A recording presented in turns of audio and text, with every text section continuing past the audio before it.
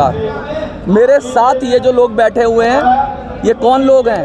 ये दिल्ली के सेनापति हैं। हम जब बात कर रहे थे दिल्ली के सेनापति के बारे में कि भाई दिल्ली के अंदर हम कुछ करेंगे ऐसा जिससे पेंशनरों को हक और अधिकार मिलेगा, तो आज जो बहुत बड़ा खुलासा करने वाला हूं मैं, जिसके लिए 22 तारीख की मैंने डेट फिक्स की थी। आज हमारे साथ एक से एक बढ़कर महारथी बैठा हुआ है और ये वो चेहरे हैं, जाने पहचाने चेहरे हैं और मजबूत चेहरे हैं जिन्होंने आगे बढ़कर बुजुर्गों का हाथ थामा है। तो आज आप सबको जहाँ भी वीडियो देख रहे हो, इन सब का हाथ थामना है। सबसे पहले मैं बात करूँगा पुरानी, बहुत सारी बातें करूँगा और उसके बाद मैं इन सब का परिचय कराऊँगा। ये सब यहाँ शपथ भी लेंगे आपका काम कराने के लिए, बहुत सारी बात होगी। तो चलिए शुरू करते हैं। देखिए हम आज हैं, अच्छा पेपर हटा लें। दिल्ली में नए विकल्प की बात करेंगे आज हम अपने एमएलए को जिताकर सत्ता में भागीदार की बात करेंगे। हम एमएलए जो भी हमारे जो कैंडिडेट होंगे, प्रत्याशी होंगे, उनसे हम एक प्रतिज्ञा की बात होगी आज।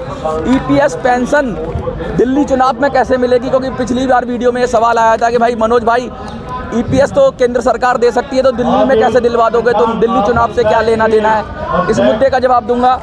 और पेंशन कोटा जो केजरीवाल ने 80,000 फॉर्म भरने के लिए बोला था और फिर बंद कर दिया गया, कोटा 80,000 का कह रहा है, फॉर्म ही 80,000 ले रहा है, तो उस पर बात करेंगे। हम बात करेंगे कि दिल्ली के अंदर जितने भी ईपीएस पेंशनर्स हैं, 1 लाख से ज़्यादा हैं लगभग, उन सबको पेंशन कैसे मिले, हम बात करेंगे। उनकी पेंशन कैसे लगेगी, हम बात करेंगे कि दिल्ली के अंदर हम अपने कैंडिडेट कैसे उतारेंगे, क्योंकि नोटा हमने अब रिजेक्ट कर दिया है। हम बात करेंगे कांग्रेस बीजेपी और आप से बराबर दूरी करके, बराबर चीज़ों का उनसे अपना समान रूप से दूरी बनाकर कैसे हम पेंशनर का काम करेंगे, तो इन सब चीज़ों पे बात करेंगे। सबसे पहले मैं बता दूं, दिल्ली का जो बजट होता है वो लगभग पिछली बार अनुमानित 70,000 करोड़ था और 1 लाख करोड़ तक ये जाएगा आने वाले सालों में। यानी दिल्ली के सरकार के पास 1 लाख करोड़ तक का पैसा है। दिल्ली में बुजुर्गों की संख्या लाखों में है। अब हर तरह के बुजुर्ग हैं जो पेंशन के लिए ट्राई करते हैं। पिछले 7 सालों से 8 सालों से दिल्ली में पेंशन, वृद्धा पेंशन बंद थी। जब आपने आंदोलन किया, चुनाव भी मैं लड़ा उस मुद्दे पर, तो दिल्ली में ईपीएस के चुनाव से पहले, चुनाव से पहले वृद्धा पेंशन के आवेदन फॉर्म खोले गए। 3 दिन के अंदर ही साइट बंद कर दी गई, क्योंकि 80,000 कह रहे हैं कि 80,000 फॉर्म भर दिए। फॉर्म भरना इसका मतलब ये नहीं होता है कि पेंशन मिल जाना। सबको फॉर्म भरने का अधिकार मिलना चाहिए था, जो केजरीवाल ने छीन लिया। यानी ये चुनावी लॉलीपॉप दिया गया बुजुर्गों को अपने पक्ष में करने के लिए। तो हम कह रहे हैं कम से कम 80,000 लोगों को नहीं, कम से कम 5 लाख लोगों को दिल्ली में वृद्धा पेंशन मिलनी चाहिए और उसका खर्चा 2-3 हज़ार करोड़ से ज़्यादा नहीं आएगा साल का। तो इतना बजट है दिल्ली सरकार के पास कि 5 लाख लोगों को पेंशन, वृद्धों को पेंशन दे सकती है। और ये पैसा अगर सरकार अपना ये एडवर्टाइजमेंट खर्च कर दे तो 1000 करोड़ के करीब तो एडवर्टाइजमेंट में ही खर्च कर देती है सरकार साल में। तो सरकार चाहे तो ये काम आसानी से हो सकता है, ऐसा कोई मुश्किल काम नहीं है। तो अब सरकार तो करेगी नहीं, केजरीवाल जी तो करेंगे नहीं, तो ये सब जो हमारे साथ बैठे हैं आज ये आपका हाथ पकड़ने के लिए आए हैं और आपको इनका हाथ पकड़ना है। दूसरी बात मैं ये कहूँगा कि भाई ईपीएस 95 के पेंशनर्स का क्या, मैं तो लड़ाई उन्हीं की लड़ रहा हूँ। पूरे देश में 78 लाख से ज़्यादा ईपीएस 95 पेंशनर्स हैं और 7 करोड़ से ज़्यादा कंट्रीब्यूटर हैं, यानी 8 करोड़ परिवारों का क्या। तो भैया सुनिए, दिल्ली के अंदर जितने भी ईपीएस 95 के पेंशनर्स हैं 1 लाख से ज़्यादा हैं उनकी संख्या।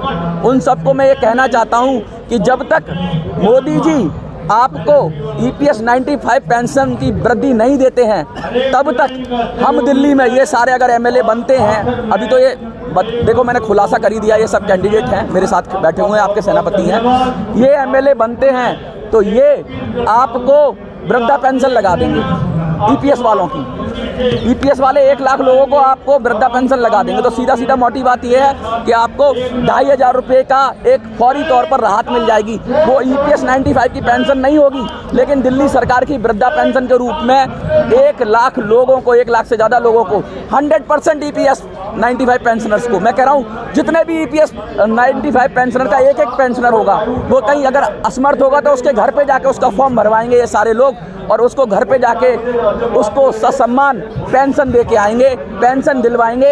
ये यहाँ से प्रण करके जाएंगे ये लोग। मोटी बात ये है कि यह जो वृद्धा पेंशन है ये एक हथियार बनेगी हमारा और आपका लड़ाई लड़ने के लिए। और बुजुर्गों की संख्या कम नहीं है दिल्ली में। 3 दिन के अंदर केजरीवाल ऐलान करता है तो 80,000 से ज़्यादा लोग वृद्धा पेंशन के फॉर्म भर देते हैं। यानी लोग परेशान हैं, लोग त्रस्त हैं, और लोगों को ये चीज़ चाहिए। जो चीज़ नहीं चाहिए वो लगातार सरकारें दे रही हैं, और जो लोगों को ज़रूरी है, बुजुर्ग अवस्था में आदमी काम करने लायक नहीं रहता, उसका शरीर कमज़ोर हो जाता है, उसके साथ बहुत सारी परेशानियां हो जाती हैं, तो उसको सबसे पहले सम्मान मिलना चाहिए, उसको पेंशन मिलनी ही चाहिए। बुजुर्ग हमारे आपके परिवार में होते हैं, सब हम पहले खाना उनको खिलाते हैं, बाद में हम खाते हैं। तो आज मैं यहाँ जंतर मंतर से आप सबको ये कहना चाहता हूँ कि अब हम नोटा नहीं, हमने झारखंड में नोटा, सॉरी हमने सबसे पहले हरियाणा में नोटा की कॉल दी, आपने नोटा दबाया, बहुत सारे लोगों की हार जीत कर दी आपने महाराष्ट्र और छत्तीसगढ़ में कमाल दिखाया। नोटा को कितना % वोट मिला मैं एनालिसिस कर चुका हूँ, मैं ज़्यादा डिटेल में नहीं जाऊँगा।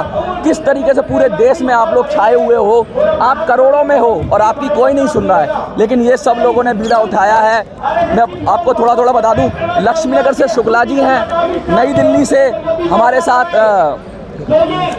मुनीश रायजादा जी हैं, बदरपुर से हमारे साथ दिलीप भाई हैं, और लोकेश जी RK पुरम से। इन सबको आप पहले से जानते हो। मुझे लगता है लोकेश भाई ने तब हमारी दिल्ली चुनाव में मदद की थी जब मैंने इनकी वीडियो बनाई थी जाके, तो आप इनको भी जानते हो, दिलीप भाई को भी जानते हो, आप मुनीश जी को भी जानते हो, और आप सेनापति जी आपने पहले ही कह दिया कि भाई शुक्ला जी को सेनापति बनाओ। जब मैंने वीडियो की तो आपने हज़ारों की संख्या में इनको प्यार दिया, इनको समर्थन दिया और कहा शुक्ला जी आप हमारा नेतृत्व करो।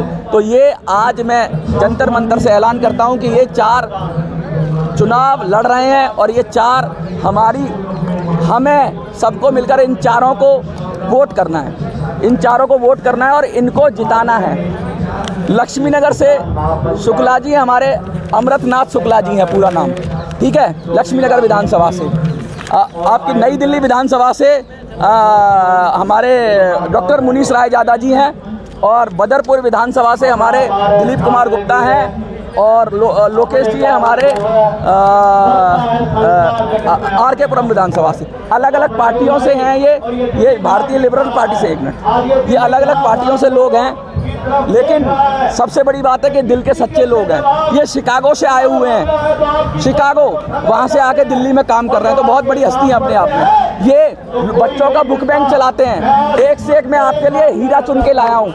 कितने साल से मास्टर जी के नाम से अपने क्षेत्र में जाने जाते हैं। दिलीप भाई इतने बड़े समाज सेवी हैं, महिलाओं के अधिकार के लिए और इनके लिए लगातार काम करते रहते हैं, और शुक्ला जी ने वृद्धों के लिए इतना काम किया है, 40 साल का अनुभव है इन सबका। तो कोई छोटे मोटे लोग नहीं है ये, बस इनको आपको मजबूत करना है, इनके हाथ को मजबूत करना है। तो आज की प्रेस कॉन्फ्रेंस में हम यही कहेंगे, और ये अभी तो आज हमने ज़्यादा लोगों को नहीं बुलाया, हमने 4-5 कैंडिडेट्स को, 17-18 कैंडिडेट्स हो रहे हैं जो पाइपलाइन में, जो हमारे मुद्दे पर समर्थन करेंगे। हम हर विधानसभा में एक कैंडिडेट उतार रहे हैं, और हम नहीं उतार रहे हैं, ये सब अपनी पार्टी से लड़ें, हमें कोई दिक्कत नहीं है, अपने नाम से लड़ें, इंडिपेंडेंट लड़ें। बस ये शपथ लेके जाएं कि सबसे पहले जीतने के बाद पहला काम बुजुर्गों का करेंगे। वो शपथ आज हम इनसे दिलवाएंगे, और मुझे लगता है वो शपथ इनका खुद कबूलनामा होगी कि हम बुजुर्गों का काम करेंगे। देखिए, मैं सबसे पहले इनसे कुछ बोलने से कहूँ तो मुझे लगता है कि मैं इधर से शुरू करता हूँ। 1-1 मिनट में आप सब अपनी विधानसभा अपना नाम परिचय कर दीजिए, और अपनी बात अगर कुछ कहना चाहते हैं तो कह दीजिए बुजुर्गों के लिए। उसके बाद हम शपथ वाला प्रोग्राम शुरू करेंगे। तो सबसे पहले मैं मास्टर लोकेश जी के पास आता हूँ। जी, क्या कहना चाहेंगे? बहुत लंबा संघर्ष, और पिछले चुनाव में 5 साल पहले भी जब चुनाव लड़ा था, चुनाव तो नहीं लड़ा था, लेकिन मुद्दे पर इनके साथ हुआ, और बातें कही थी, कहाँ पर हमसे कुछ सहयोग हो सका था तो हमने किया था। और इस बार हम खुद चुनाव लड़ रहे हैं और अगर चुनाव लड़के तो प्रण लेके जाएंगे कि बुजुर्गों के लिए जो बेहतर हो पाएगा। अगर हम अपने बुजुर्गों का सम्मान नहीं कर सकते तो हम आगे हमारी संस्कृति और उसका सम्मान कैसे करेंगे। बहुत ज़रूरी है। और बुजुर्ग घर का बुजुर्ग अगर परेशान है तो उसका असर पूरे परिवार को पड़ता है, पूरे परिवार की जिम्मेदारी भी होती है। तो जो परिवार में जहाँ बुजुर्गों की ऐसी जरूरत है हम उसको अच्छी तरह से उसकी अपनी जिम्मेदारी समझते हुए खड़े हुए हैं। दिलीप भाई, आप कुछ कहना चाहेंगे? नमस्कार, मैं दिलीप कुमार बदरपुर विधानसभा क्षेत्र से चुनाव लड़ रहा हूँ। और मेरा पहला प्राथमिकता ये रहेगा कि कोई भी बुजुर्ग को मैं अपने माता पिता के समान समझकर उनकी सेवा करूँगा। उनको कोई भी तकलीफ में मैं सबसे पहले वहाँ खड़ा मिलूँगा। मुनीश राय यादव जी, आप कुछ कहना चाहेंगे? पहली बात तो मनोज सवराजी जो कि पुराने एक्टिविस्ट हैं, मैं इनको कम से कम 15 सालों से जानता हूँ। इनका साधुवाद, इनका धन्यवाद कि इन्होंने बुजुर्गों के मुद्दे को लिया। मैं अमेरिका में 22 साल रहा हूँ। मेरा नाम डॉक्टर मुनीश कुमार रायज़ादा है और वहाँ पे सोशल सिक्योरिटी के नाम पे एक सेफ्टी नेटवर्क है जिसके माध्यम से आपको इंश्योर किया जाता है कि आप जब 30-40 साल देश में देते हैं अपनी प्रोडक्टिविटी के, तो बुढ़ापे में आपको सोशल सेफ्टी नेटवर्क मिलेगा, आपको पैसे की दिक्कत नहीं आएगी। तो बहुत धन्यवाद इनका कि उन्होंने मुद्दा उठाया। युवा होते हुए भी ये बुजुर्गों का दर्द समझते हैं। भारतीय लिबरल पार्टी के माध्यम से हम 70 सीटों पर चुनाव लड़ रहे हैं। नई दिल्ली में महाभ्रष्टाचारी केजरीवाल के खिलाफ मैंने बिगुल बजाया है। नई दिल्ली विधानसभा से मैं सभी बुजुर्गों से, सभी वोटर से, जनता से अपील करता हूं कि हमें समर्थन दीजिए, क्योंकि इस मुद्दे की सेंसिटिविटी को हम पूरी गंभीरता से हमने समझा हुआ है, लिया हुआ है। और मैं आपको यकीन दिलवाता हूं कि हम सभी लोग, लोकेश भाई पुराना जानता हूं इनको मैं, आम आदमी पार्टी के पुराने बैरियर से एक्टिविस्ट दिलीप भाई हो गए और अपने शुक्ला जी, तो हम सब लोग इकट्ठे हैं। और भी कैंडिडेट्स आएंगे, उनको भी मनोज जी आपके माध्यम से आपके सामने लेके आएंगे। तो इसके लिए पूरी सहमति है। इस मुद्दे को EPS 95 को पूरी समग्रता से लेंगे। शुक्ला जी, आप कुछ कहना चाहेंगे बुजुर्गों के लिए? नमस्कार जी।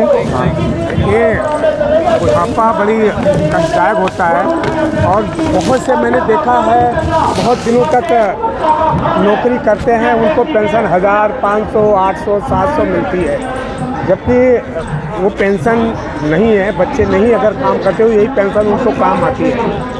तो इसीलिए बच्चों के मतलब उन वृद्ध जो हैं उनके साथ मैं हूँ और मेरे लायक जो हो सकेगा वो मैं सदैव तैयार रहूँगा कि इनको पेंशन मिले। सरकार से भी कहूँगा, देखिए जितना जिस समय दिल्ली सरकार से पेंशन जो मिल रही है वो बहुत कम है, इसलिए मैं सरकार पे भी दबाव डालूंगा। इसलिए कहता हूँ कि उनको ज़्यादा से ज़्यादा पेंशन दी जाए कि उनका खर्चा चल सके। आज इस महंगाई के दौर में बच्चे बहुत से ऐसे बुजुर्ग हैं जो बच्चे नहीं देते हैं, वही 2-3 हज़ार पाते हैं पेंशन से, उसी से गुजारा कर लेते हैं। तो उनको कम से कम 5,000, 10,000 पेंशन होनी चाहिए। एक से एक ऐसे कर्मचारी आते हैं मेरे पास, मेरी दुकान है दवाई की, वहाँ आते हैं बताते हैं कि मैं 40 साल काम किया, आज 700 मिल रही है, 600 मिल रहा है, 500 मिल रहा है।